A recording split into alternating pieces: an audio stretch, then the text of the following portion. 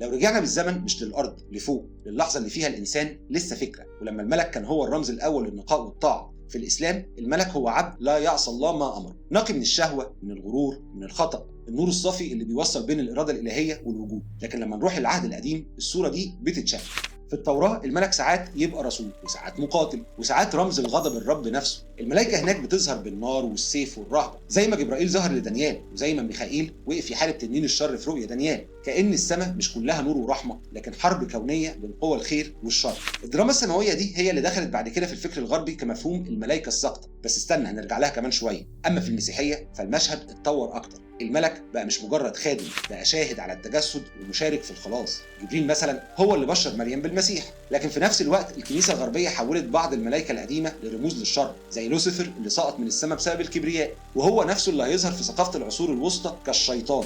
يعني باختصار في الفكر المسيحي السماء بقت مسرح أخلاقي، الملائكة فيه مش بس بتنفذ لكن تختار بين الطاعة والعصيان.